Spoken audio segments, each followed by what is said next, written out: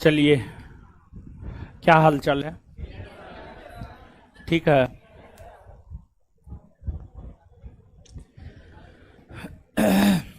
आइए,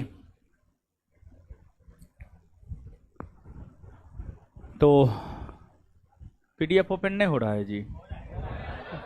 हो रहा है? ये सब एक हाथ गो ऐसे ये आ जाता है ही नहीं हो रहा है, हेऊ नहीं हो रहा है। चलिए, तो क्या हाल चाल है? ठीक है, ठीक है सब लोग। कौन क्वेश्चन दिए थे जी? क्या नाम था? कौन दिए थे क्वेश्चन? आप दिए थे। गुलशन नाम याद है आपको ना? 1529 से 38 होगा। ठीक है, अब हो सकता है वहां पर मिस्टेक हमसे हो गया होगा। 1529 से 38, 1529 से 38 उसका सही उत्तर होगा। 1529 से 1538 हो सकता है कहीं पर हम मिस्टेक से बोल दिए होंगे, लेकिन सही उत्तर होगा क्या? 1529 से 1538। 38। ठीक है, चलिए सुनिए सुनिए। तो क्या पढ़ा रहे हैं हम लोग? बंगाल के गवर्नर जनरल।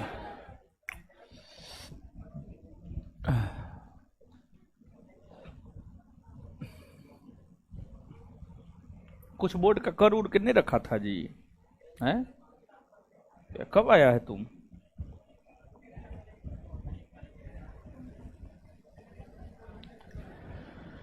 बंगाल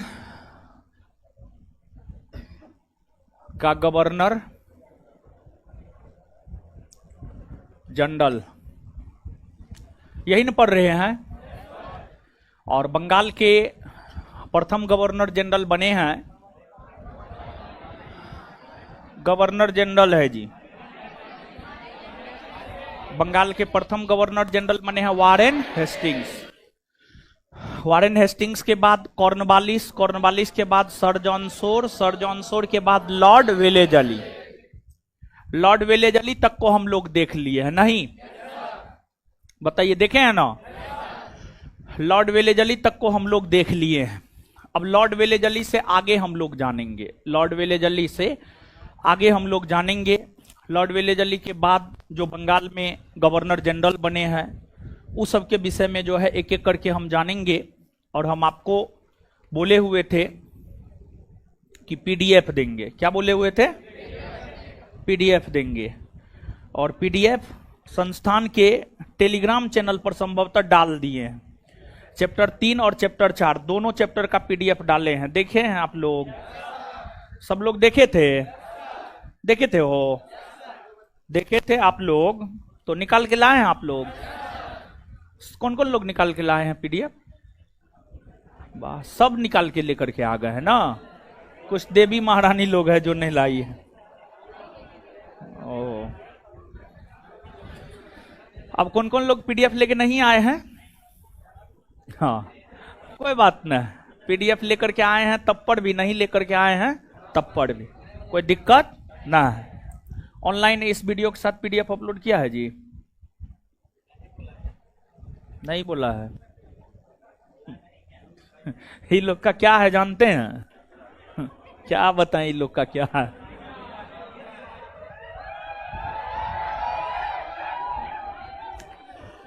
हल्ला मत कीजिए।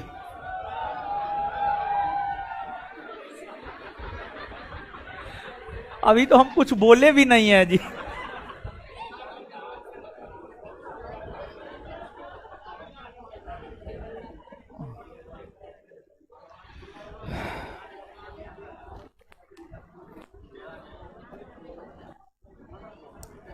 हमारे व्हाट्सएप नंबर पे मैसेज करो तो। है लड़का है, हमारे व्हाट्सएप नंबर पे मैसेज करो। तुमको आज हम पावर दे रहे हैं बहुत सारा। इसको आज हम टेलीग्राम का एडमिन बना देते हैं।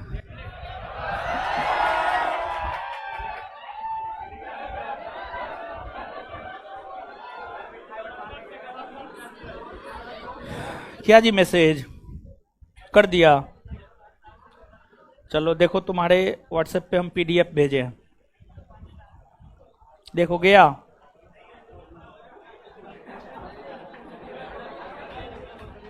गया जी पीडीएफ। इस वीडियो लेक्चर के साथ जो है अपलोड मार दो, ठीक है। इसके बाद बोलो तुम टेलीग्राम चैनल पर तुम्हारा क्या नाम है, बोलो। तुमको आज हम पावर देते हैं। क्या नाम है, बोलो जल्दी। क्या? रोशन कुमार।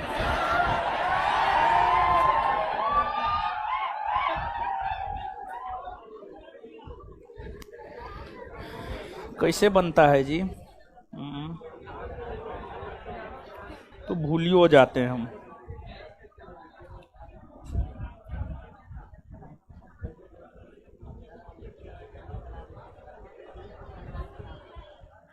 मेंबर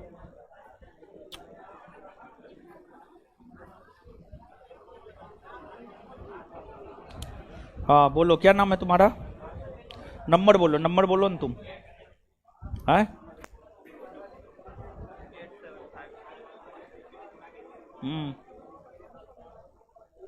आगे बोलो।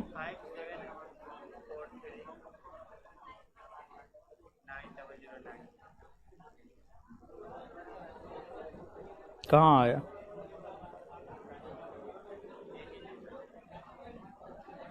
तुम है इसमें?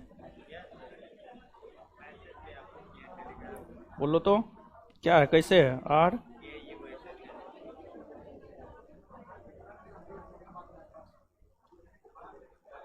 कौन है इसमें तुम्हारा? देखो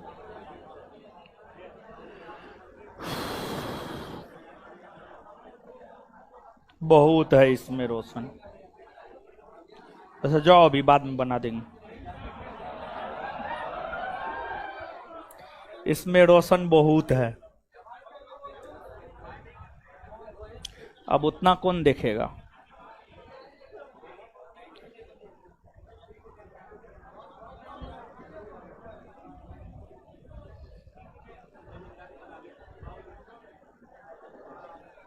चलिए गुरुजी लोग, तो तीसरा चैप्टर तो बहुत पहले बोले थे हम आपको। कहां गया? तीसरा चैप्टर की अगर हम लोग बात करें तो तीसरा चैप्टर जो है बहुत पहले हम आपको बोले थे कि तीसरा चैप्टर जो है पीडीएफ देकर के हम आपको पढ़ाएंगे। बोले हुए थे ना? नहीं बोले थे? बोले थे ना? तो तीसरा चैप्टर हम आपको बोले हुए थे कि पीडीएफ दे करके पढ़ाएंगे।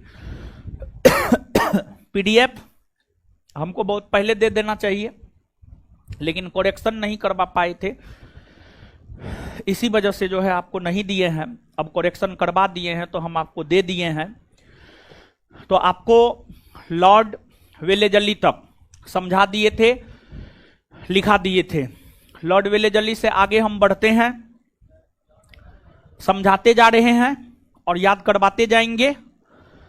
और इसके बाद जितना एक दिन में समझाएंगे उतना आपको एक दिन में कॉपी में लिख करके लाना है। कॉपी में क्या करके लाना है? लिख करके लाना है। बात समझ गए? लिख करके लाइएगा ना? पक्का? हाँ, उतना गर्मी ना है, ठीक है? ना है उतना गर्मी, हाँ ठीक है। भले हवा नहीं लगता है, ठीक है, बैठिए आराम से। तो एक आध को क्वेश्चन पूछते हैं, फटाफट जवाब दीजिए। जवाब दीजिएगा आप लोग। तो एक क्वेश्चन है, बताइएगा सहायक संधि का प्रथम शिकार कौन राज्य बना? हैदराबाद ना?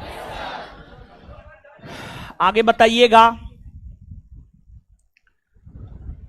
बंगाल में अस्थाई बंदोबस्त कब लागू हुआ है? 1793। कब लागू हुआ है? 1700। इलाहाबाद का विलय कंपनी के साम्राज्य में किसके समय हुआ है? Sir John. कौन अपने आप को बंगाल का शेर कहा करता था? कौन? Lord Wellesley. बंगाल से द्वैध शासन का अंत कौन किया? वारेन। भारत में ब्रिटिश साम्राज्य के विस्तार को लेकर के घेरे की नीति का अनुसरण कौन किया था? Warren Hastings. याद है आप लोग को ना? अच्छा हो गया अब आप लोग। तो लॉर्ड वेलेजली का शासनकाल था 1798 से 1800।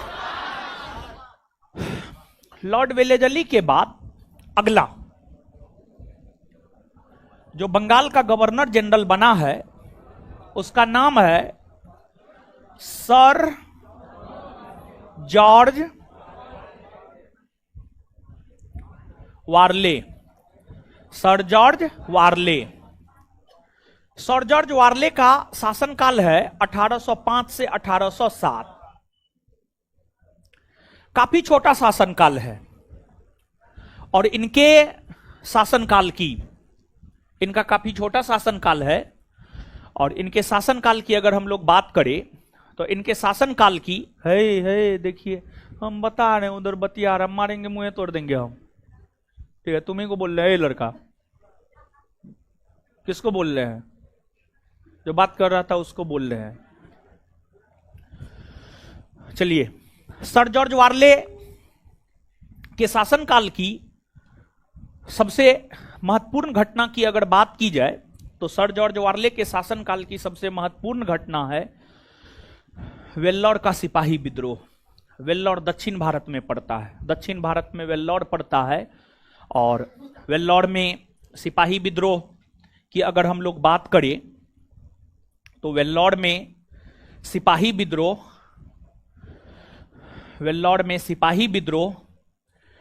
1806 ईस्वी में हुआ था। वेल्लोर में सिपाही विद्रोह 1806 ईस्वी में हुआ था और वेल्लोर में सिपाही विद्रोह जो 1806 ईस्वी में हुआ था, वेल्लोर का सिपाही विद्रोह सर जॉर्ज वारले के शासनकाल की सबसे महत्वपूर्ण घटना है। अब सवाल यह उठता है कि वेल्लोर में सिपाही विद्रोह क्यों हुआ? वेल्लोर में सिपाही विद्रोह क्यों हुआ? देखिए, वेल्लोर के जो सिपाही थे वे सिपाही माथा पर टीका लगाते थे और कान में बाली पहना करते थे। वे सिपाही मूल तौर पर थे भारत के, लेकिन वे अंग्रेजी ईस्ट इंडिया कंपनी के अधीन सेवा दे रहे थे।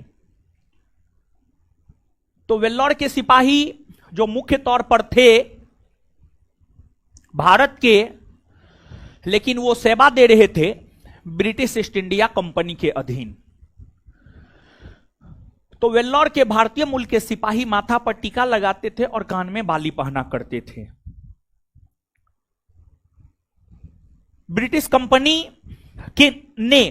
कंपनी ने सिपाहियों को कहा कि आपको माथा पर टीका नहीं लगाना है और कान में बाली नहीं पहनना है, कान में बाली नहीं पहनना है। वेल्लोर के सिपाहियों को जब यह आदेश दिया गया तो वेल्लोर के सिपाहियों ने इस आदेश को मानने से इनकार कर दिया। कहा नहीं, माथा पर टीका और कान में बाली इसका संबंध हमारे धर्म से है। हम अपने धर्म को नष्ट नहीं होने देंगे, हम अपने धर्म को नष्ट नहीं होने देंगे और इसलिए हम ये जो माथा पर टीका और कान में बाली है ये लगातार पहने रहेंगे। तो वेल्लोर के सिपाहियों पर काफी दबाव बनाया गया और वेल्लोर के सिपाहियों पर जब काफी दबाव बनाया गया तो वेल्लोर के सिपाहियों ने अंग्रेज के खिलाफ विद्रोह कर दिया। वेल्लोर के सिपाहियों ने अंग्रेज के खिलाफ विद्रोह कर दिया। इसी को वेल्लोर का सिपाही विद्रोह कहा जाता है। इस समय बंगाल के गवर्नर जनरल तो सर जॉर्ज वारले थे, लेकिन इस समय मद्रास का governor general Lord William Bentinck था और मद्रास दक्षिण भारत में ही पड़ता है। लॉर्ड विलियम बेंटिक मद्रास का गवर्नर जनरल था। लॉर्ड विलियम बेंटिक को यह जिम्मेदारी दिया गया कि आपको इस विद्रोह को दबा देना है और फिर लॉर्ड विलियम बेंटिक ने वेल्लोर के सिपाही विद्रोह को 1806 ईस्वी में होने वाले वेल्लोर के सिपाही विद्रोह को आसानी से दबा दिया। तो यहां पर 3 बात परीक्षा के लिहाज से महत्वपूर्ण है। जो 3 बात यहां पर परीक्षा के लिहाज से महत्वपूर्ण है, एक बात यह कि वेल्लोर का सिपाही विद्रोह कब हुआ है। तो वेल्लोर का सिपाही विद्रोह कब हुआ है? 1806। दूसरी बात, वेल्लोर के जब सिपाही विद्रोह हुए थे तो उस समय बंगाल के गवर्नर जनरल कौन थे? Sir George. वेल्लोर के सिपाही विद्रोह के समय बंगाल के गवर्नर जनरल कौन थे? बंगाल के गवर्नर जनरल सर जॉर्ज वार्ले थे। इसके बाद आपको वेल्लोर के सिपाही विद्रोह को दबाया किसने है? Lord William. वेल्लोर के सिपाही विद्रोह को दबाया किसने है? वेल्लोर के सिपाही विद्रोह को दबाया किसने है? Lord William Bentinck. वेल्लोर के सिपाही विद्रोह को दबाया किसने है? लॉर्ड विलियम बेंटिक ने दबाया है। इसके बाद जो है वेल्लोर का सिपाही विद्रोह किस कारण से हुआ था? तो माथा पर टीका लगाने और कान में बाली पहनने, माथा पर टीका लगाने और कान में को लेकर हुआ था। वेल्लोर का सिपाही विद्रोह किस कारण हुआ था?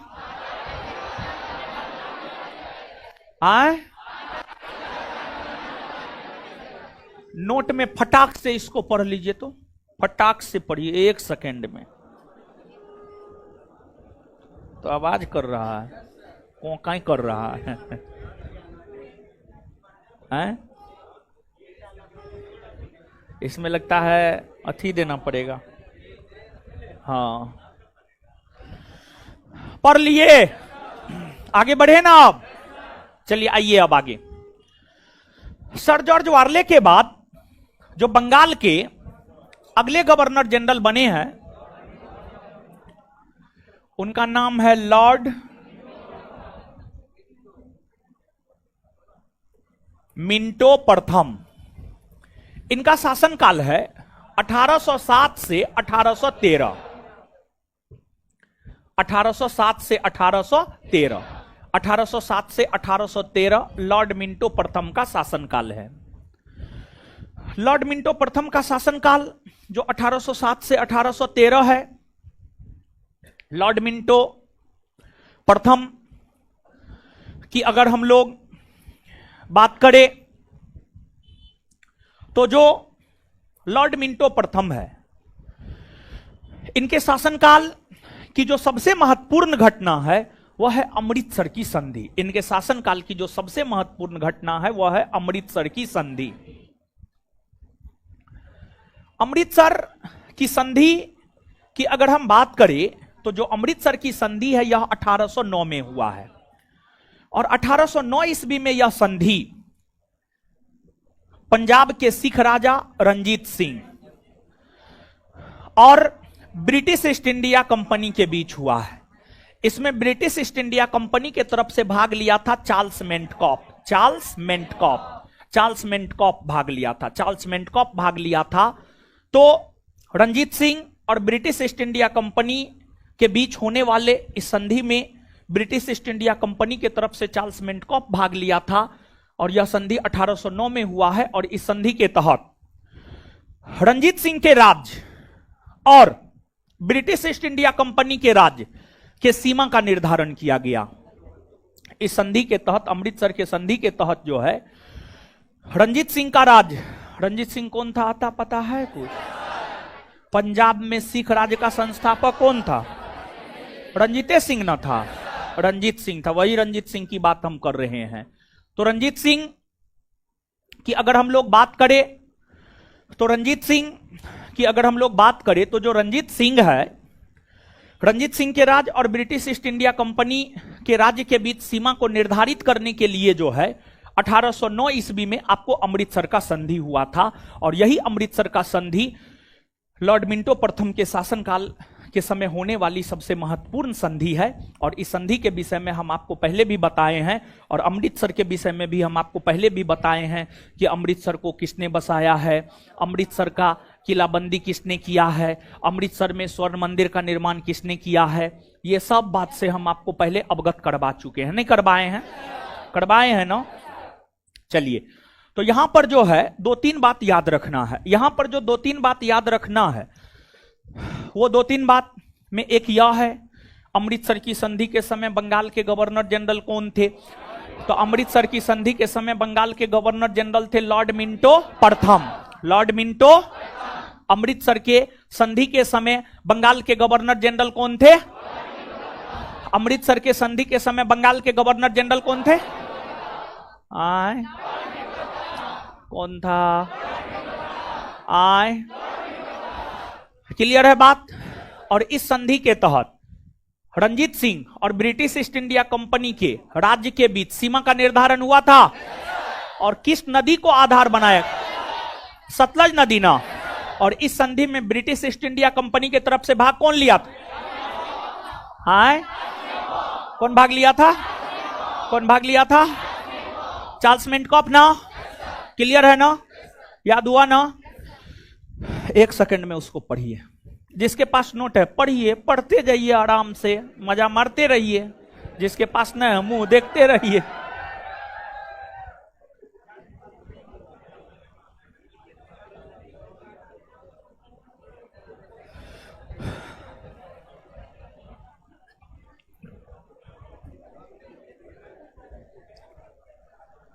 चलिए पढ़ लिए। अब एक आध गो क्वेश्चन पूछते हैं, ठीक है? एक क्वेश्चन पूछते हैं। रेड टी शर्ट खड़ा हो जाइए। हाँ जी, रेड टी शर्ट, शर्ट थोड़े बोले। हाँ बताइए, अमृतसर नामक नगर को कौन बसाया? आए गुरु। अमृतसर में स्वर्ण मंदिर कौन बनाया? अमृतसर का किलाबंदी कौन किया? गुरु हरगोविंद। सब क्वेश्चन का आंसर मालूम है ना? हो बताओ, बैठ जाइए। इसके बाद लॉर्ड मिंटो प्रथम के बाद बंगाल का जो अगला गवर्नर जनरल बना है, बंगाल का अगला गवर्नर जनरल बना है, उसका नाम है लॉर्ड हेस्टिंग्स।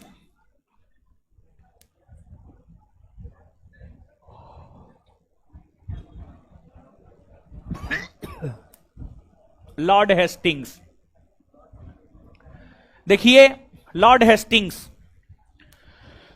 लॉर्ड हेस्टिंग्स की अगर हम बात करें तो लॉर्ड हेस्टिंग्स का जो शासनकाल है,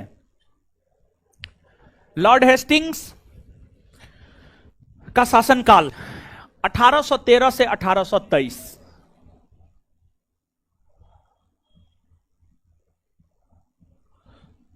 1813 से 1823 लॉर्ड हेस्टिंग्स का शासनकाल है। 1813 से 1823 लॉर्ड हेस्टिंग्स का शासनकाल है। लॉर्ड हेस्टिंग्स के शासनकाल में कौन कौन सी घटनाएं घटित हुई है, इसको जानने से पहले आप इस बात को जानिए। विद्यार्थी में एक कंफ्यूजन होता है वारेन हेस्टिंग्स और लॉर्ड हेस्टिंग्स को लेकर के, कि वारेन हेस्टिंग्स और लॉर्ड हेस्टिंग्स एक है या दोनों अलग अलग है। तो वारेन हेस्टिंग्स और लॉर्ड हेस्टिंग्स की अगर हम लोग बात करें तो वारेन हेस्टिंग्स और लॉर्ड हेस्टिंग्स दोनों एक नहीं है, बल्कि दोनों अलग अलग है। दोनों एक नहीं है बल्कि दोनों क्या है? दोनों एक नहीं है बल्कि दोनों। वारेन हेस्टिंग्स का शासनकाल 1772 से 1784 और लॉर्ड हेस्टिंग्स का शासनकाल 1813 से 1823। अब लॉर्ड हेस्टिंग्स साम्राज्यवादी था। और देखिए, साम्राज्यवादी किसे कहा जाता है जानते हैं? जो अपने साम्राज्य का विस्तार करता है, अलग अलग नीतियों के तहत जो अपने साम्राज्य का विस्तार करता है उसे ही साम्राज्यवादी माना जाता है। लॉर्ड हेस्टिंग्स बंगाल के एक ऐसे गवर्नर जनरल थे जो अपने साम्राज्य का विस्तार किया, और इन्होंने अपने साम्राज्य का विस्तार करने को लेकर जो नीति अपनाई, उस नीति को इतिहास में फॉरवर्ड पॉलिसी कहा जाता है।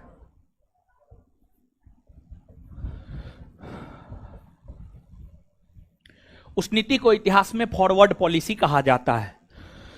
और फॉरवर्ड पॉलिसी के तहत ही लॉर्ड हेस्टिंग्स ने भारत में ब्रिटिश कंपनी के साम्राज्य का विस्तार किया।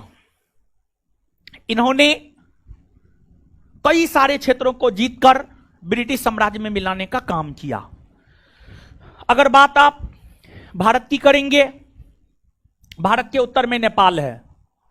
लॉर्ड हेस्टिंग्स के समय ब्रिटिश कंपनी की सेना ने नेपाल पर आक्रमण किया और लॉर्ड हेस्टिंग्स के समय ब्रिटिश कंपनी की सेना ने जब नेपाल पर आक्रमण किया तो अंग्रेजी ईस्ट इंडिया कंपनी की सेना और नेपाल के गोरखा शासक के बीच युद्ध हुआ, जिस युद्ध को इतिहास में आंग्ल नेपाल युद्ध कहा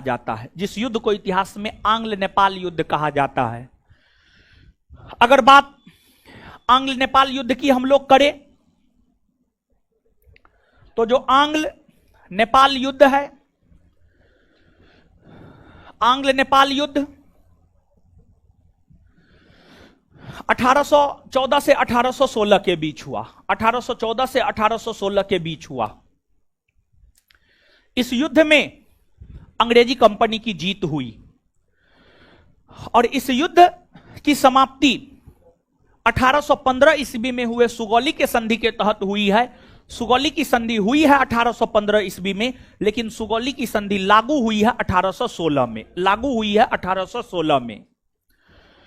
तो लॉर्ड हेस्टिंग्स के समय में ही 1814 से 1816 के बीच आंग्ल नेपाल युद्ध हुए और उस युद्ध में अंग्रेजों की जीत हुई और नेपाल के कुछ क्षेत्र को जीत करके ब्रिटिश कंपनी के साम्राज्य में मिलाने का काम किया गया और युद्ध की समाप्ति सुगौली के संधि के तहत हुई है। इसके बाद यानी कहने का मतलब यह हुआ कि लॉर्ड हेस्टिंग्स ने नेपाल के कुछ क्षेत्र को जीतकर ब्रिटिश साम्राज्य में मिलाया। लॉर्ड हेस्टिंग्स ने नेपाल के कुछ क्षेत्र को जीतकर ब्रिटिश साम्राज्य में मिलाया, कहने का मतलब यह है। इसके बाद लॉर्ड हेस्टिंग्स ने मराठों के सबसे बड़े सहयोगी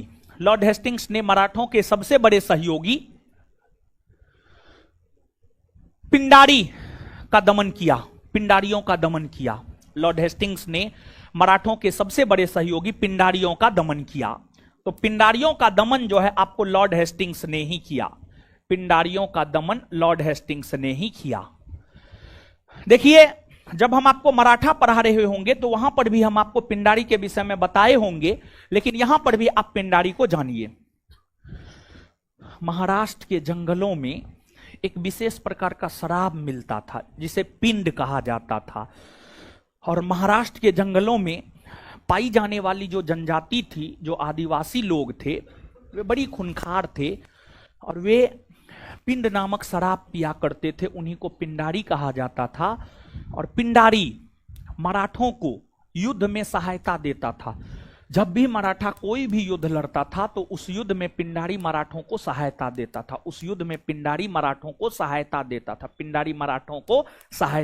था। पिंडारी जो मराठों को सहायता देता था, पिंडारी को वेतन नहीं दिया जाता था, बल्कि मराठा जब युद्ध लड़ता था तो उस युद्ध में मराठों को जो धन संपत्ति की प्राप्ति होती थी, उस धन और संपत्ति का एक निश्चित हिस्सा पिंडारी को दे दिया जाता था। तो पिंडारी मराठों का सहयोगी था, जो युद्ध में मराठों को मदद किया करता था। तो लॉर्ड हेस्टिंग्स के मन में यह विचार आया कि पिंडारियों को हटा देते हैं, और जैसे पिंडारी को हटा देंगे मराठा कमजोर पड़ जाएगा, और जैसे मराठा कमजोर पड़ेगा तो मराठा साम्राज्य पर आक्रमण करेंगे और मराठा शासित क्षेत्र को जीतकर अंग्रेजी कंपनी के साम्राज्य में मिला लेंगे। और इसी कारण लॉर्ड हेस्टिंग्स ने पिंडारियों का दमन किया, और जब लॉर्ड हेस्टिंग्स ने पिंडारियों का दमन किया तो मराठों ने इसका विरोध किया, और जब मराठों ने इसका विरोध किया तत्पश्चात मराठा और अंग्रेजों के बीच 1816 से 1819 ईस्वी के दौरान मराठा और अंग्रेजों के बीच 1816 से 1819 ईस्वी के दौरान जो युद्ध हुआ है उस युद्ध को इतिहास में तृतीय आंग्ल मराठा युद्ध कहते हैं। तृतीय आंग्ल मराठा युद्ध, तृतीय आंग्ल मराठा युद्ध कहते हैं।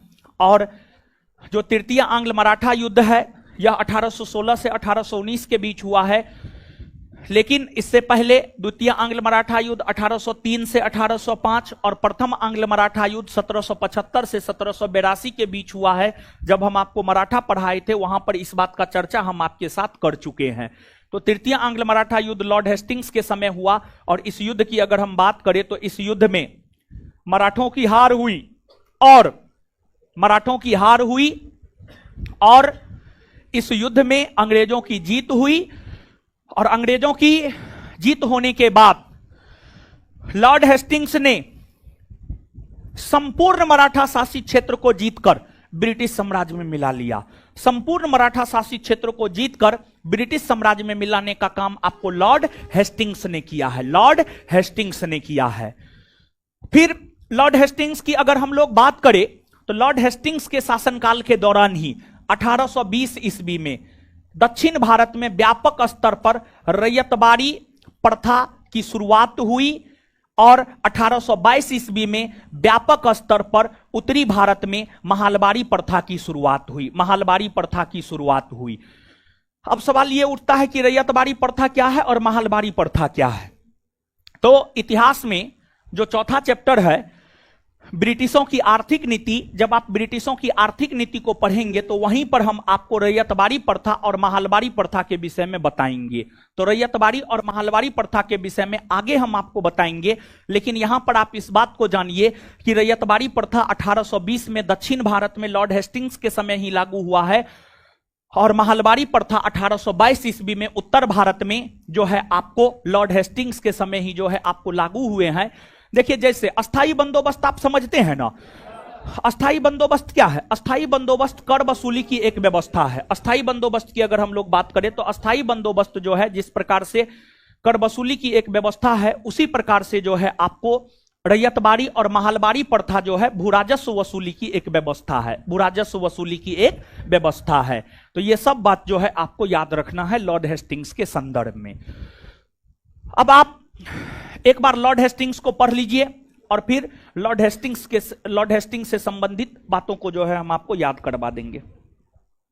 पढ़िए जल्दी से, पढ़िए फटाफट। वीडियो के साथ पीडीएफ अपलोड किया जी। हीरो पागल है जी, कायन होता है।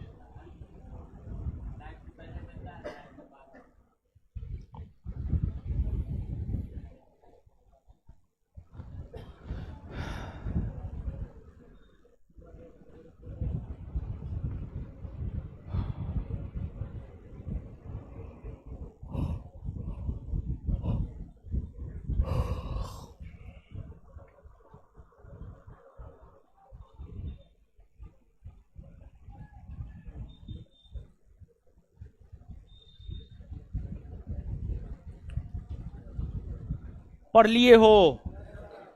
आए पढ़ लिए? चलिए आइए बताइए, याद करते हैं। लॉर्ड हेस्टिंग्स ने भारत में कंपनी साम्राज्य के विस्तार को लेकर कौन सा नीति अपनाया? आए लॉर्ड हेस्टिंग्स ने भारत में कंपनी साम्राज्य के विस्तार को लेकर कौन सा नीति अपनाया? कौन सा नीति अपनाया? नेपाल के कुछ क्षेत्र को जीतकर ब्रिटिश कंपनी के साम्राज्य में कौन मिलाया? कौन मिलाया? आंग्ल नेपाल युद्ध किसके समय हुए? आंग्ल नेपाल युद्ध किसके समय हुए? आंग्ल नेपाल युद्ध कब हुए हैं? आंग्ल नेपाल युद्ध कब हुए हैं? 1814 से 1800। आंग्ल नेपाल युद्ध कब हुए हैं? 1814 से 1800। आंग्ल नेपाल युद्ध की समाप्ति कौन संधि के तहत हुआ है? आंग्ल नेपाल युद्ध की समाप्ति कौन संधि के तहत? कौन संधि के तहत? कौन संधि के तहत? पिंडारियों का दमन किसने किया? पिंडारियों का दमन किसने किया? पिंडारियों का दमन किसने किया? पिंडारी किसका सहयोगी था? पिंडारी किसका सहयोगी? पिंडारी किसका सहयोगी था? तृतीय आंग्ल मराठा युद्ध किसके समय हुए?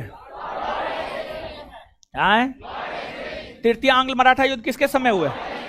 और तृतीय आंग्ल मराठा युद्ध में किसकी जीत हुई है? अंग्रेज। किसकी जीत हुई है? किसकी जीत हुई है? मराठा शासित क्षेत्र को जीतकर ब्रिटिश कंपनी के साम्राज्य में कौन मिलाया? मराठा शासित क्षेत्र को जीतकर ब्रिटिश कंपनी के साम्राज्य में कौन मिला है? कौन मिलाया है? लॉर्ड। कौन मिलाया है? लॉर्ड हेस्टिंग्स ना। चलिए इसके बाद आगे बताइएगा। दक्षिण भारत में रैयतवाड़ी प्रथा और उत्तर भारत में महलवाड़ी प्रथा भू राजस्व की वसूली के समय के लिए किसके समय में लागू हुआ? किसके समय? Lord Hastings. अब लॉर्ड हेस्टिंग्स के बाद जो है बंगाल का अगला गवर्नर जनरल बना है, उसका नाम है लॉर्ड एमहर्ट्स।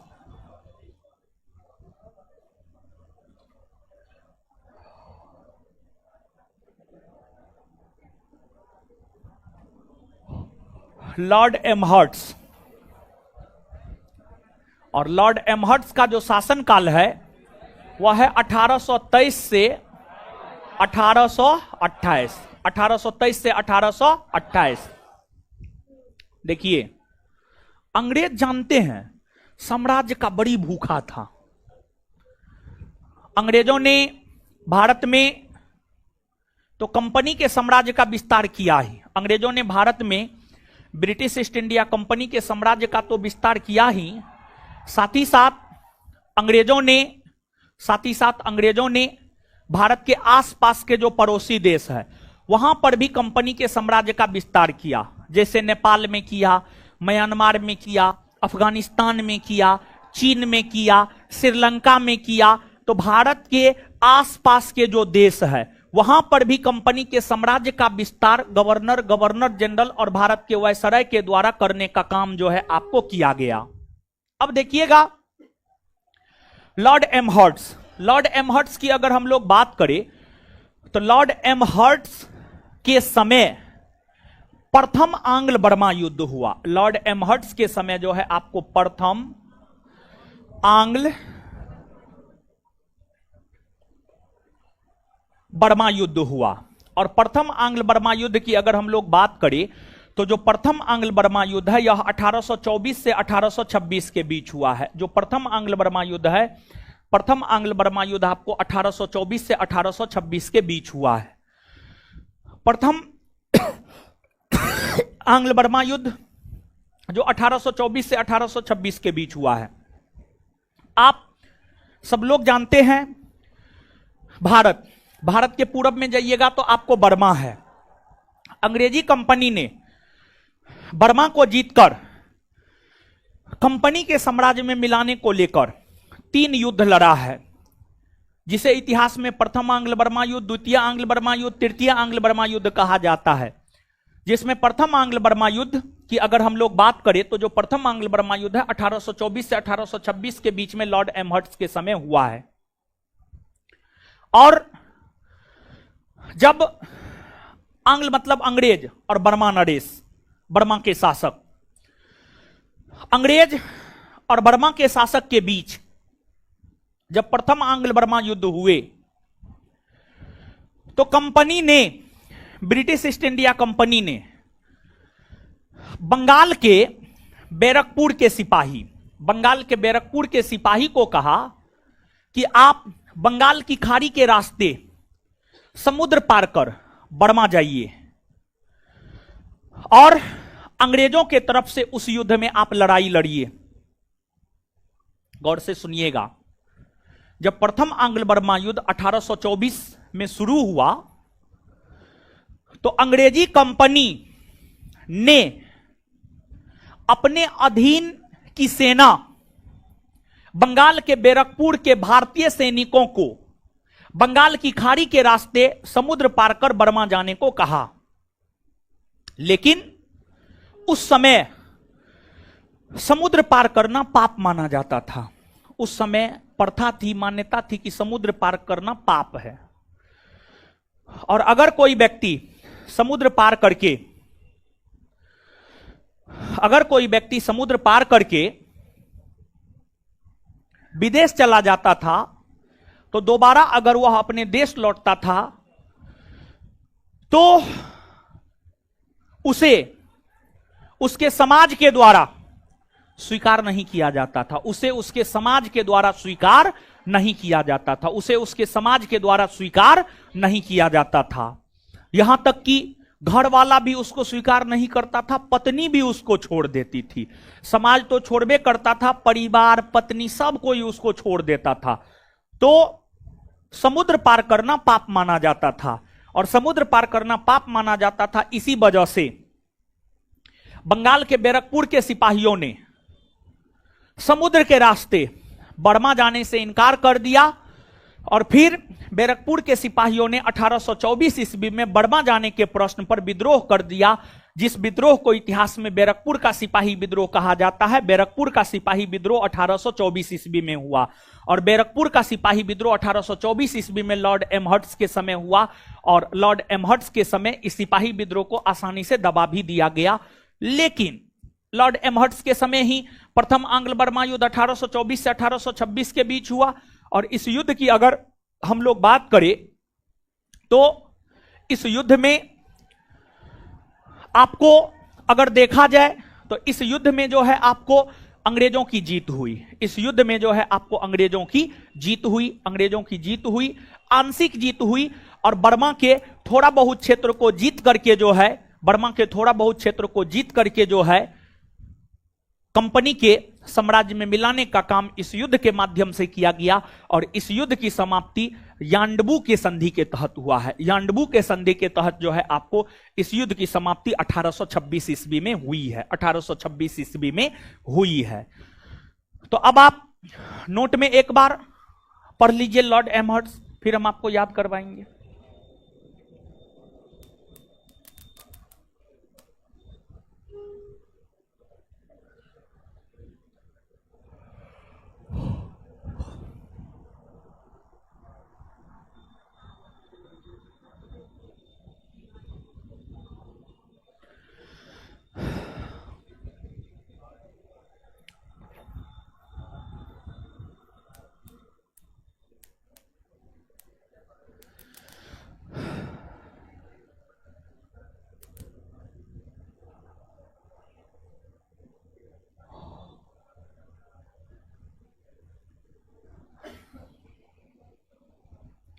पढ़ लिए? हाँ, चलिए बताइए, लॉर्ड एमहर्ट्स का शासनकाल कब से कब तक है? प्रथम आंग्ल बर्मा युद्ध किसके समय हुआ है? प्रथम आंग्ल बर्मा युद्ध किसके समय हुआ? प्रथम आंग्ल बर्मा युद्ध कब से कब? 1824 से 1800। और प्रथम आंग्ल बर्मा युद्ध की समाप्ति कौन संधि के तहत? कौन संधि के तहत? कौन संधि के तहत? अच्छा, इसके बाद आगे बतलाइएगा, बैरकपुर का सिपाही विद्रोह कब हुआ है? 1824। बैरकपुर का सिपाही विद्रोह कब हुआ है? बैरकपुर का सिपाही विद्रोह कब हुआ है? बैरकपुर का सिपाही विद्रोह कब हुआ है? और बैरकपुर का सिपाही विद्रोह किसके समय हुआ है? किसके समय हुआ है? और किस प्रश्न पर बैरकपुर का सिपाही विद्रोह हुआ है? समुद्र पार कर बर्मा जाने के प्रश्न पर। समुद्र पार कर बर्मा जाने के, समुद्र पार कर बर्मा जाने के। तो बैरकपुर का सिपाही विद्रोह कौन चीज के प्रश्न पर हुआ है? समुद्र पार कर बर्मा जाने के। बैरकपुर का सिपाही विद्रोह किस बात पर हुआ है? चलिए, इसके बाद लॉर्ड एमहर्ट्स के बाद जो है बंगाल का जो अगला गवर्नर जनरल बना है, बंगाल का अगला गवर्नर जनरल बना है, उसका नाम है लॉर्ड विलियम बेंटिक।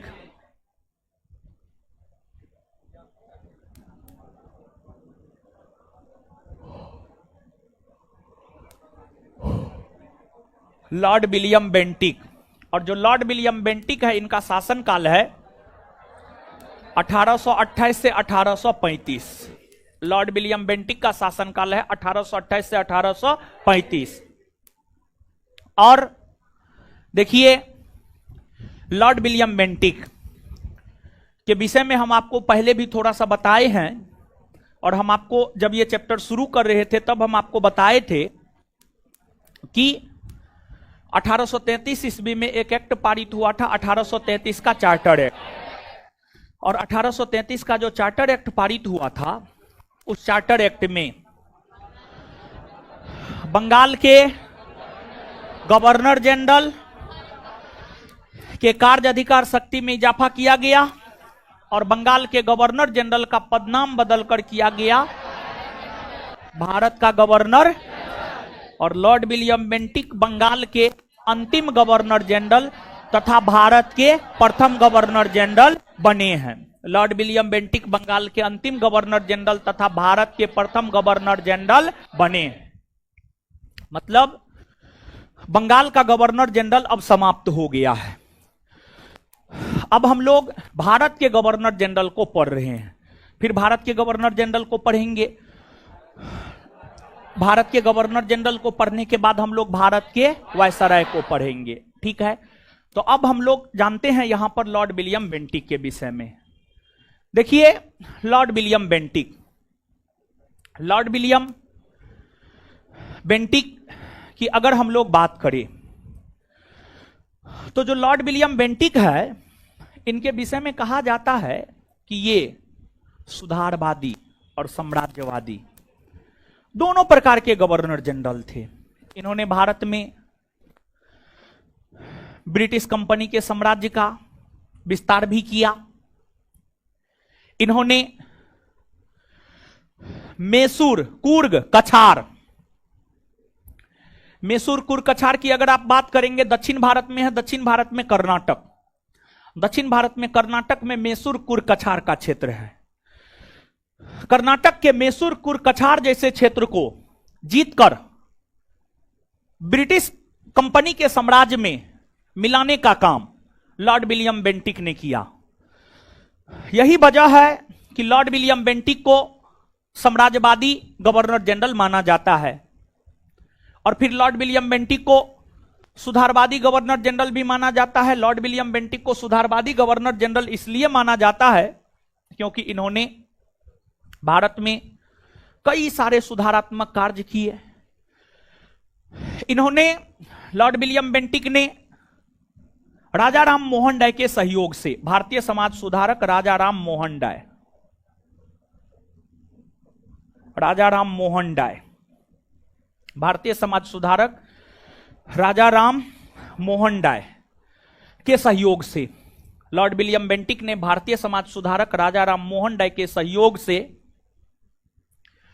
1829 ईस्वी में कानून बनाकर सती प्रथा का अंत कर दिया। कानून बनाकर सती प्रथा का अंत कर दिया, सती प्रथा का अंत कर दिया। तो सती प्रथा भारतीय समाज की एक बहुत बड़ी कुप्रथा थी, और इस प्रथा में होता यह था कि अगर किसी महिला का पति का देहांत हो जाता था तो उसके पति के लाश के साथ ही पत्नी को जिंदा जला दिया जाता था। इसी को सती प्रथा कहा जाता था, और सती प्रथा का अंत लॉर्ड विलियम बेंटिक ने ही कानून बनाकर 1829 ईस्वी में राजा राम मोहन राय के सहयोग से किया। इसके बाद लॉर्ड विलियम बेंटिक ने कर्नल स्लीमेन की सहायता से, कर्नल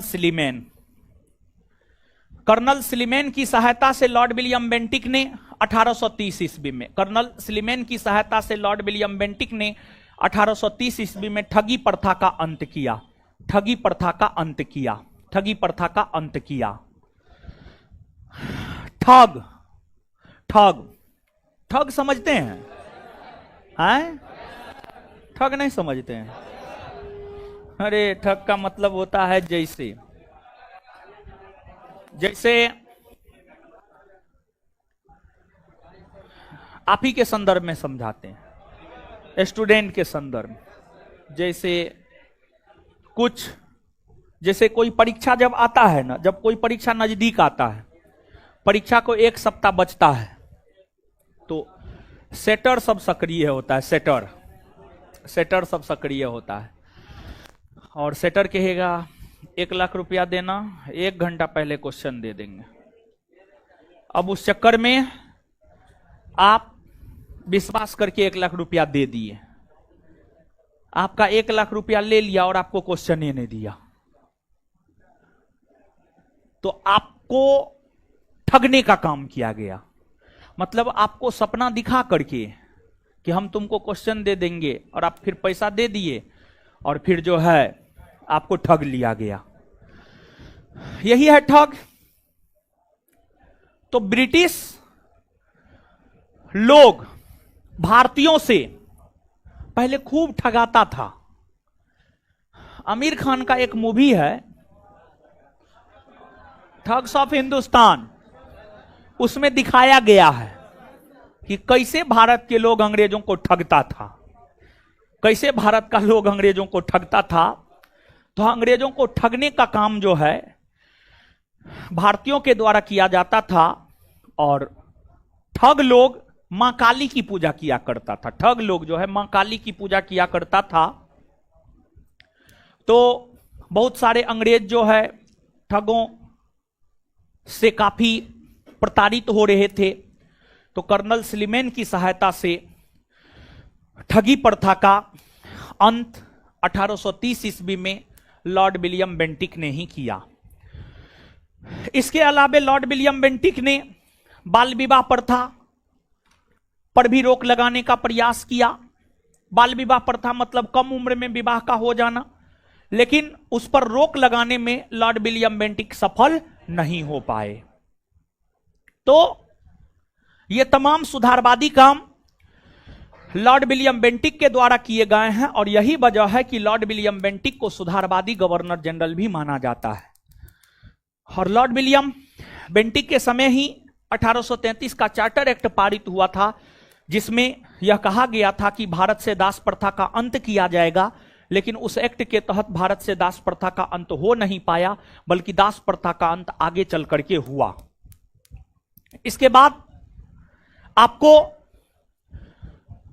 भारत में भारतीयों को शिक्षा भारतीय भाषा में और भारतीय पद्धति के तहत दी जाए, या भारत में भारतीयों को शिक्षा अंग्रेजी भाषा और अंग्रेजी पद्धति के तहत दी जाए, इसको लेकर के एक विवाद खड़ा हो गया था, जिसे इतिहास में आंग्ल प्राच्य विवाद कहते हैं। और उस आंग्ल प्राच्य विवाद के निपटारे हेतु ही लॉर्ड विलियम बेंटिक के समय ही 1834 ईस्वी में मैकाले आयोग का गठन हुआ। और मैकाले आयोग ने अपनी सिफारिश 1835 में दिया और मैकाले आयोग ने अपनी सिफारिश में यह कहा कि भारत में भारतीयों को शिक्षा अंग्रेजी भाषा में दी जाए। और 1835 ईस्वी से भारत में शिक्षा का माध्यम अंग्रेजी को बनाया गया। लॉर्ड विलियम बेंटिक के शासनकाल से ही भारत में शिक्षा का माध्यम अंग्रेजी बना है। और मैकाले आयोग का जो स्मरण पत्र है उसके विषय में यह कहा जाता है, या मैकाले आयोग का जो सिफारिश है उसके विषय में यह कहा जाता है कि मैकाले आयोग के स्मरण पत्र से ही भारत में आधुनिक शिक्षा की नींव पड़ी है। भारत में आधुनिक शिक्षा की जो है आपको नींव पड़ी है। और लॉर्ड विलियम बेंटिक के विषय में कहा जाता है इन्होंने ही कलकत्ता में मेडिकल कॉलेज की स्थापना की। कलकत्ता में मेडिकल कॉलेज की स्थापना जो है आपको लॉर्ड विलियम बेंटिक ने ही किया, लॉर्ड विलियम बेंटिक ने ही किया। तो ये सभी लॉर्ड विलियम बेंटिक के विषय में हुआ। लॉर्ड विलियम बेंटिक से अब हम लोग आगे बढ़ेंगे, लेकिन उससे पहले लॉर्ड विलियम बेंटिक को आप पढ़िए।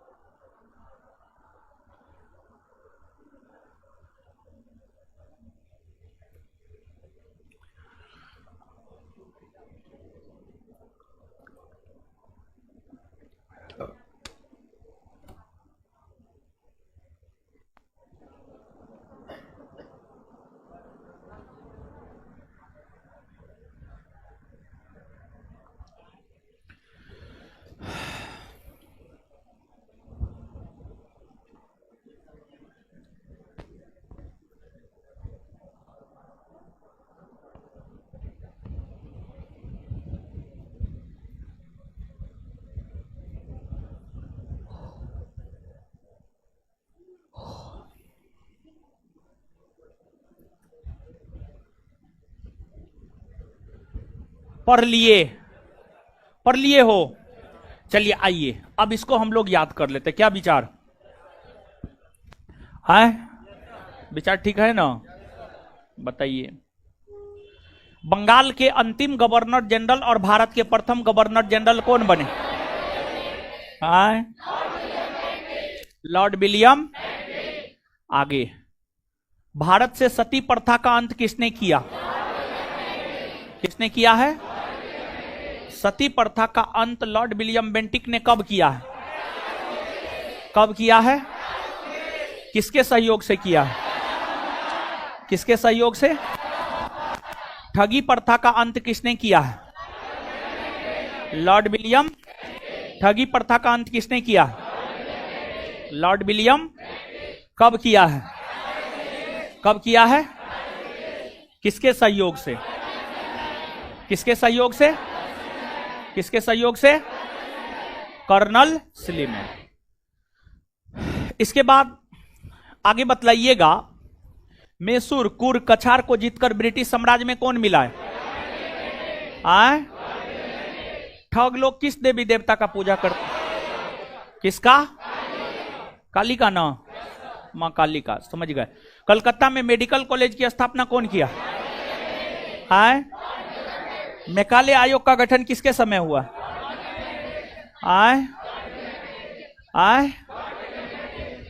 भारत में किसके समय से शिक्षा का माध्यम अंग्रेजी को बनाया गया?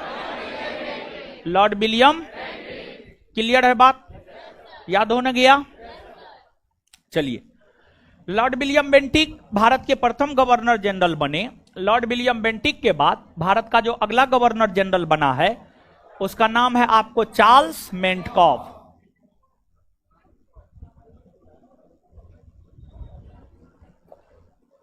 चार्ल्स मेंटकॉफ। चार्ल्स मेंटकॉफ का जो शासनकाल है 1835 से 1836, 1835 से 1836, काफी छोटा शासनकाल है। देखिए, आपको जो चार्ल्स मेंटकॉफ है, देखिए भारत में प्रेस का विकास, भारत में प्रेस अर्थात मीडिया का विकास, भारत में प्रेस अर्थात मीडिया का विकास पुर्तगाली कंपनी के भारत आगमन से हुआ। और भारत में जब प्रेस का विकास हुआ तो समय समय पर भारतीय प्रेस पर प्रतिबंध लगाए गए हैं। सबसे पहले भारतीय प्रेस पर प्रतिबंध लॉर्ड वेलेजली ने 1799 में लगाया। फिर 1823 में जॉन एडम्स के द्वारा भारतीय प्रेस पर तमाम प्रकार के प्रतिबंध लगाए गए थे। भारतीय प्रेस पर जो तमाम प्रकार के प्रतिबंध लगाए गए थे, उन सभी प्रतिबंधों को समाप्त करने का काम, उन सभी प्रतिबंधों को समाप्त करने का काम, उन सभी प्रतिबंधों को समाप्त करने का काम किसने किया? तो उन सभी प्रतिबंधों को समाप्त करने का काम किया चार्ल्स मेंटकॉफ ने। किसने किया? चार्ल्स मेंटकॉफ ने। चार्ल्स मेंटकॉफ ने तमाम प्रतिबंधों को समाप्त करने का काम किया। भारतीय प्रेस पर लगे सभी प्रकार के प्रतिबंध को हटाने का काम चार्ल्स मेंटकॉफ ने किया है। यही वजह है कि चार्ल्स मेंटकॉफ को भारतीय प्रेस का मुक्तिदाता माना जाता है। भारतीय प्रेस का मुक्तिदाता माना जाता है। इसके विषय में सिर्फ एक बात याद रखना है कि भारतीय प्रेस का मुक्तिदाता चार्ल्स मेंटकॉफ को माना जाता है। भारतीय प्रेस का मुक्तिदाता किसे माना जाता? भारतीय प्रेस का मुक्तिदाता, भारतीय प्रेस का मुक्तिदाता चार्ल्स मेंटकॉफ। यहां तक बात समझ में आ गया? कोई दिक्कत है यहां तक? कोई दिक्कत नहीं ना है? अब सुनिए, अब कुछ महत्वपूर्ण सूचना है, ठीक है? जो महत्वपूर्ण सूचना है अब सुनिए आराम से। पहला सूचना, पहला सूचना यह है कि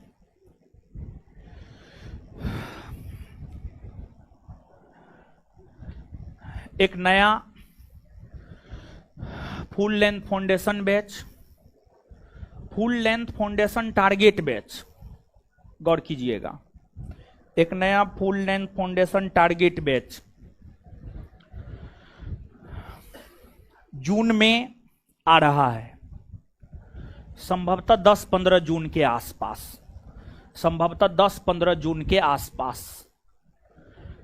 और टारगेट बैच इसलिए बोले हैं, फाउंडेशन टारगेट बैच इसलिए बोले हैं क्योंकि उसमें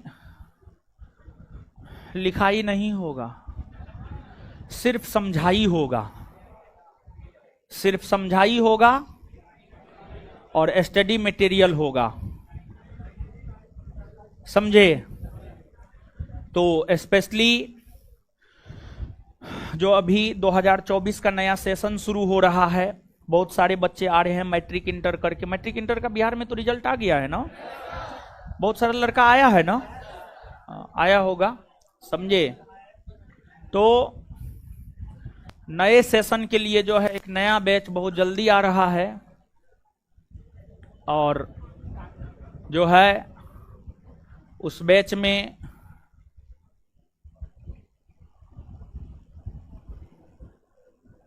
स्टडी मटेरियल के थ्रू पढ़ाया जाएगा। और देख रहे हैं स्टडी मटेरियल में कैसे खटाखट खत्म हो रहा है, देख रहे हैं ना। यही फायदा है पीडीएफ या स्टडी मटेरियल के थ्रू पढ़ने से। आज हम चाहे तो भारत का गवर्नर जनरल भी खत्म कर सकते हैं, अगर हम चाहे तो कर देंगे। अभी रुकिए ना, पहले महत्वपूर्ण सूचना दे देते हैं। आए खटाखट खत्म हो रहा है, समझे। याद काहे न होगा। तो एगो सूचना ये है, दूसरा सूचना है बिहार पुलिस का एग्जाम गाइडेंस प्रोग्राम आने वाला शुक्रवार से शुरू हो रहा है। समय है शाम में 7:30 से 9:30, शाम में 7:30 से 9:30, शाम में 7:30 से 9:30। उसमें क्लास मंगलवार, बृहस्पतिवार, शुक्रवार, शनिवार, जरूरत पड़ने पर उसमें क्लास रविवार को भी हो सकता है, जरूरत पड़ने पर उसमें क्लास रविवार को भी हो सकता है या रविवार को भी होगा, जरूरत पड़ने पर उसमें क्लास रविवार को भी होगा, ठीक है। संभवतः एक अनुमानित है कि अगस्त में एग्जाम होना है, 2 महीना है। उसमें जो है हम आपको गाइड करेंगे, पढ़ाएंगे, याद करवाएंगे। और मैं जो 1 अक्टूबर 2023 को जो परीक्षा हुआ है, जिसमें क्वेश्चन वायरल हो गया था, उस वायरल क्वेश्चन को आधार बनाते हुए ही आगे होने वाले परीक्षा का तैयारी करवाएंगे। और परीक्षा का पैटर्न, परीक्षा के क्वेश्चन का पैटर्न संभवतः आप मान लीजिए वही रहेगा, परीक्षा के क्वेश्चन का पैटर्न जो है संभवतः वही रहेगा। तो ये शुरू होगा, ये जो आने वाला शुक्रवार है उस दिन से, समय 7:30 से 9:30 रात, और इसी सेंटर पर, समझ गए। और इसके बाद उसके लिए आपको अलग से कोई पेमेंट करने की कोई जरूरत नहीं है, लेकिन जो कुछ पीडीएफ हम आपको देंगे, वो पीडीएफ आपको अपना परचेज करना होगा, बस यही है। और जो है सिलेक्टेड लड़का पर काम किया जाएगा, जिसका रनिंग 6 मिनट में हो रहा है, क्योंकि परीक्षा तो सिर्फ पास करना है, मेन तो आपका जो मेरिट बनेगा वो रनिंग पर बनेगा। तो उस प्रकार के लड़का पर जो है बेसिकली काम करेंगे, ताकि फाइनल रिजल्ट जो है आपका आ सके। और इसके बाद तीसरा सूचना, देखिए करंट पढ़ा रहे हैं, करंट पढ़ा रहे हैं, प्रत्येक शनिवार को करंट पढ़ा रहे हैं किसी एक बैच में, लेकिन संस्थान में दोनों सेंटर मिला करके बहुत अधिक बच्चा है। सब बैच को अगर मिला दिया जाए तो काफी अधिक बच्चा है, सब बच्चा को एक साथ बुला करके पढ़ाना पॉसिबल नहीं है। तो इसी वजह से कुछ बैच को करंट बुला करके पढ़ा रहे हैं, लेकिन जिस बैच को करंट बुला करके पढ़ा रहे हैं उसके अलावे जो अन्य लोग हैं उसको भी करंट करना है। और धीरे धीरे हर परीक्षा में करंट का महत्व बढ़ता जा रहा है, धीरे धीरे हर परीक्षा में जो करंट का महत्व बढ़ता जा रहा है। इसी वजह से करंट करना आपके लिए आवश्यक है। और करंट का टोटल 4 क्लास हो चुका है। करंट की अगर हम लोग बात करें तो करंट का टोटल 4 क्लास हो चुका है। और करंट का जो टोटल 4 क्लास हो चुका है, चारों क्लास का वीडियो संस्थान के YouTube चैनल पर अपलोड है और उसका PDF संस्थान के टेलीग्राम चैनल पर हम आपको दिए हुए हैं। और हर वीडियो में लिखा हुआ है class first, class second, class third, class 4, और PDF में भी संभवतः हर पेज पे लिखा हुआ है क्लास फर्स्ट, सेकेंड, थर्ड, 4। तो आपको करंट को करना है। और अभी चल रहा है 2024 में आगे अगस्त सितंबर से परीक्षा का दौर प्रारंभ होगा। तो अगस्त सितंबर से जब परीक्षा का दौर प्रारंभ होगा तो करंट में जो प्रश्न पूछेगा, जनवरी 2024 से संभवतः प्रश्न पूछना चाहिए। पढ़ा भी रहे हैं हम आपको जनवरी 2024 से। वो जो 3-4 वीडियो है उसमें जनवरी, फरवरी, मार्च 2024 को पढ़ाए हैं, जनवरी, फरवरी, मार्च 2024 को पढ़ाए हैं, लेक्चर दिए हैं, PDF नोट है, सब चीज है। करंट के ऊपर आपको काम करना है। जब करंट शुरू कर रहे थे तो उसी टाइम हमको ये अनाउंसमेंट करना चाहिए था, लेकिन उस टाइम हम ये अनाउंसमेंट करना भूल गए थे। तो इसी वजह से है, इसी वजह से जो है अब ये अनाउंसमेंट हम आपको किए हैं। अब अगली बात आप सुनिए, आपको 1 दिन का समय दे रहे हैं ये चारों वीडियो देखने का और PDF नोट लिखने का। संस्थान का 2 टेलीग्राम चैनल है और संस्थान के दोनों टेलीग्राम चैनल पर हम करंट के चारों वीडियो का लिंक और करंट का PDF अभी हम सेंड कर रहे हैं। सब लोग देख लीजिए, देखिए आपको मिला या नहीं मिला। एक बार फिर से अभी भी सेंड कर रहे हैं, देखिए ना।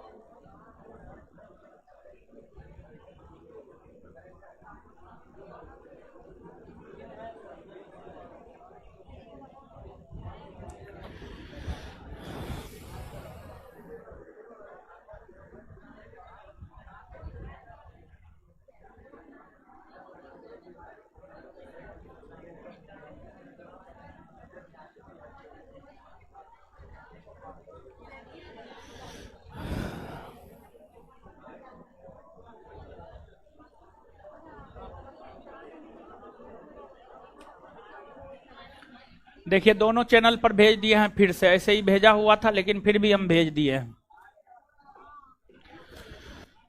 समझे? देखे जी, देख लिए, देखे। अब सुनिए, अब आगे सुनिए। देखिए कल सभी फाउंडेशन बैच को बंद कर रहे हैं। और क्यों बंद कर रहे हैं पता है? करंट के ऊपर काम करने के लिए बंद कर रहे हैं। किसको काम करने के लिए बंद कर रहे हैं? आपको।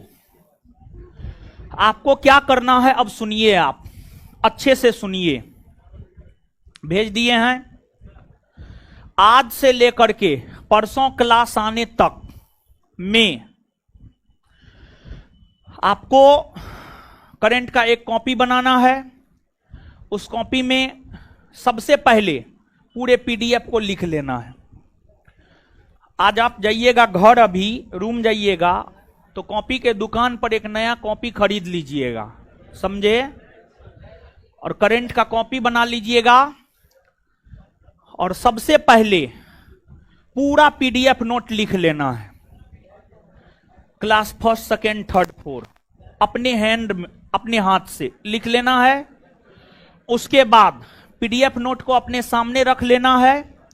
पहला लेक्चर देखना है, फिर थोड़ा गैप दे देना है, फिर दूसरा लेक्चर देखना है, फिर तीसरा लेक्चर देखना है और फिर चौथा लेक्चर देखना है।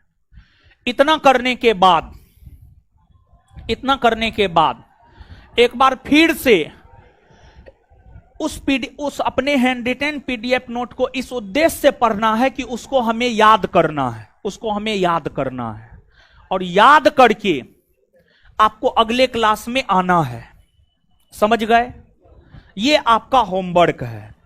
और दूसरी बात, आज जहां तक पढ़ाए हैं उसको अपने कॉपी में, इतिहास के कॉपी में लिख करके लाना है।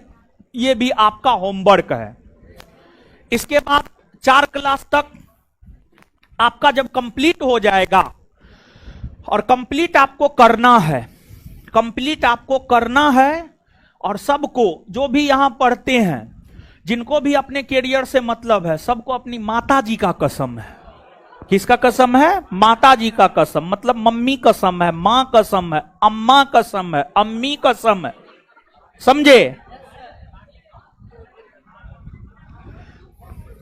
इसको करना है।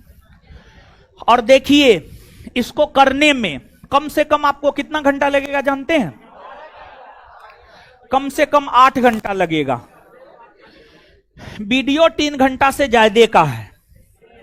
3 घंटा तो आपको, 3 घंटा से ज्यादा 3.5 घंटा आपको वीडियो देखने में लगेगा। 2 घंटा आपको पीडीएफ लिखने में लगेगा। 3.5 2 5.5, और कम से कम 2 घंटा आपको याद भी करने में लगेगा। 5.5 2 7.5, 7 से 8 घंटा इस पूरे प्रक्रिया में लगेगा।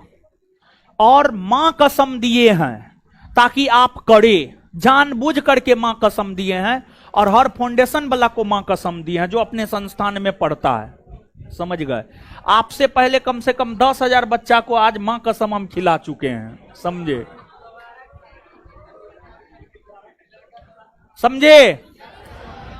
तो इसको आज, अभी यहां से जाने के बाद से लेकर परसों 5:30 बजे क्लास आने तक में सब काम कर लेना है। कीजिएगा ना?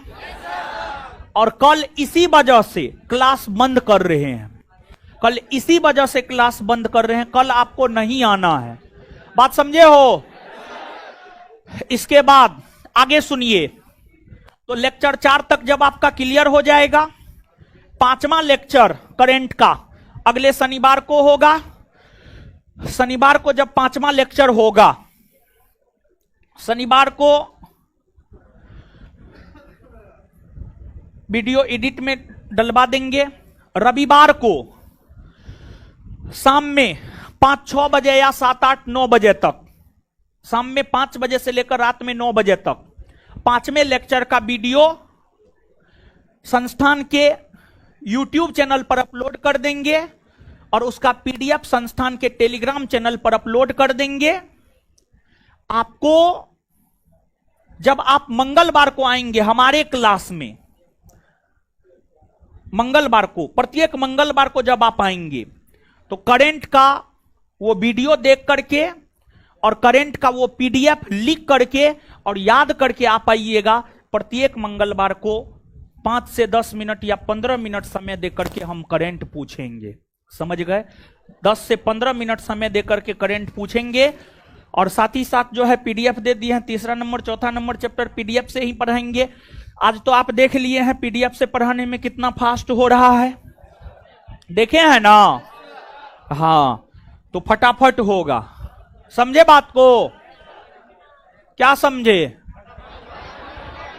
जो समझाए हैं वही समझे होंगे।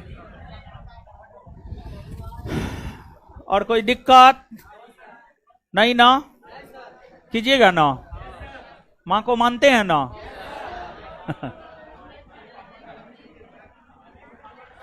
चलिए और पढ़िएगा, नहीं पढ़िएगा, इससे आगे मिलेंगे अगले क्लास में, ठीक है। लड़की लोग निकलिए जिसको निकलना है, मिलते हैं अगले क्लास में। अब कल क्लास नहीं है आपका, कल क्लास नहीं है, रेस्ट नहीं, मारेंगे मुझे तोड़ देंगे हम। क्लास इसलिए बंद किए हैं ताकि आप करंट पे काम करें, जानबूझ करके बंद। हर फाउंडेशन बैच को कल बंद रखे हैं करंट पे काम करने के लिए ही। शुरू से अगर कर देते ना तो ये बंद करवाने का जरूरत नहीं पड़ता, लेकिन शुरू में हम भूल गए थे, ठीक है, ध्यान ही नहीं रहता था। तो जब जागो तब सवेरा। और ऑनलाइन वाले लोग, आप लोग को भी ये काम करना है।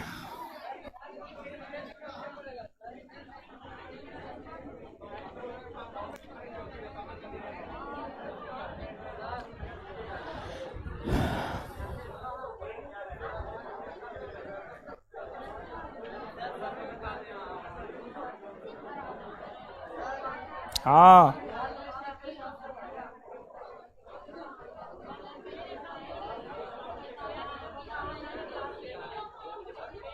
है हम निकले हैं जी, हैं मारेंगे मुझे तोड़ देंगे। जब गाइडेंस प्रोग्राम शुक्रवार से आ रहा है तो वहां पर सब बताएंगे ना, तब पूछ रहे हैं कि बिहार पुलिस का टेस्ट का, वहां पर क्या हम नाचेंगे वहां आकर के?